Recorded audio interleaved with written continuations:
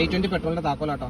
താക്കോലേ ഈ റിമോട്ടിൽ നിന്ന് ചാടി പോന്നു കഴിഞ്ഞപ്പോൾ റിമോട്ട് പൊട്ടിപ്പോയി എന്ന് വിചാരിച്ച് കസ്റ്റമർ മാറ്റി വെച്ചിട്ട് താക്കോലിട്ട് സ്റ്റാർട്ട് ചെയ്യാൻ നോക്കി. അപ്പോൾ വണ്ടി സ്റ്റാർട്ട് ആവില്ല.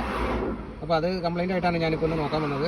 അപ്പോൾ ആദ്യം ഞാൻ വണ്ടി സ്റ്റാർട്ട് ആവില്ല എന്ന് പറഞ്ഞിട്ട് എൻ്റെ കയ്യിലേക്ക് താക്കോൽ വന്നപ്പോൾ ഇത് മാത്രം തന്നത്. അപ്പോൾ ഞാൻ ചോദിച്ചു ഇതിൻ്റെ ബാക്കി എന്തെന്ന് ചോദിച്ചു. അപ്പോൾ ഇതിൻ്റെ ബാക്കി എന്തെന്ന് ചോദിച്ചപ്പോഴാണ് അതിൻ്റെ ബാക്കി വേണോ വണ്ടി സ്റ്റാർട്ടാക്കാൻ എന്നെ കസ്റ്റമർ ചോദിച്ചത്. അപ്പോൾ പിന്നെ ഞാൻ എന്നിട്ട് പുള്ളിയുടെ ഈ സാധനം കൂടി മേടിച്ചു.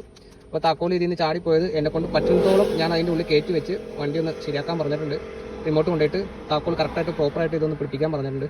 അപ്പോൾ ഇങ്ങനെയുള്ള വണ്ടികളുടെയൊക്കെ റിമോട്ടോ അല്ലെങ്കിൽ ഈ താക്കോലിൻ്റെ ബാക്കിയുള്ള ഭാഗമോ പല വണ്ടികൾക്കും പലതരം കീയാണ്. അപ്പോൾ എന്തെങ്കിലും കാരണം വെച്ചാൽ റിമോട്ട് എന്തെങ്കിലും ഇതിൽ നിന്ന് പോവുകയോ അല്ലെങ്കിൽ താക്കോൽ ഇതിൽ നിന്ന് ഊരി പോവുക എന്തെങ്കിലും ചെയ്ത് കഴിഞ്ഞാൽ റിമോട്ടും കൂടി ഉണ്ടെങ്കിലാണ് വണ്ടി സ്റ്റാർട്ട് ആവുള്ളൂ. അല്ലെങ്കിൽ താക്കോലിൻ്റെ ബാക്കിയും കൂടി ഉണ്ടെങ്കിലാണ് വണ്ടി സ്റ്റാർട്ട് ആവുള്ളൂ. അതാണ് ഇമ്മോബിലൈസർ സിസ്റ്റം. അപ്പോൾ അതുകൊണ്ടാണ് ഈ വണ്ടി സ്റ്റാർട്ട് ആവേണ്ടിയിരുന്നത്.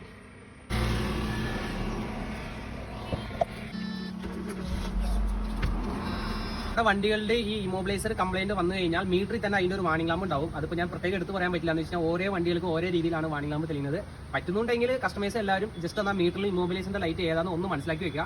എപ്പോഴെങ്കിലും വെച്ച് വഴിയിൽ വെച്ച് താക്കോൽ വേർപെട്ട് പോയില്ലെങ്കിൽ തന്നെ, അതായത് റിമോട്ട് സെപ്പറേറ്റ് ആയില്ലെങ്കിൽ തന്നെ ഇമ്മോബിലൈസർ സിസ്റ്റത്തിൽ എന്തെങ്കിലും കംപ്ലൈന്റ് ഉണ്ടെങ്കിൽ ആ വാണിംഗ് ലാമ്പ് തെളിഞ്ഞു കിടക്കും, അല്ലെങ്കിൽ വാണിംഗ് ലാമ്പ് മിന്നും, ചിലത് തെളിയത്തില്ല. അങ്ങനെ പല രീതിയിലുണ്ട്. അപ്പോൾ എല്ലാവർക്കും ഒക്കുവാണെങ്കിൽ അതൊക്കെ ഒന്ന് മനസ്സിലാക്കി വെക്കുക. പിന്നെ ഇത് ഒരുപാട് പഴയ വണ്ടികൾക്ക് ഇല്ല, എനിക്ക് കറക്റ്റ് അറിയില്ല. 2005 കീപോർട്ടുള്ള വണ്ടികൾക്കൊന്നും ഇല്ല, അതിനുശേഷമുള്ള വണ്ടികൾക്കേ ഉള്ളൂ. പിന്നെ ചില വണ്ടികൾക്ക് അതിന് ശേഷമുള്ള വണ്ടികൾക്ക് ഇമ്മോബിലൈസർ ഇല്ല. അപ്പോൾ ഓക്കെ, അപ്പോൾ ഇതാണ് നമ്മുടെ വീഡിയോ.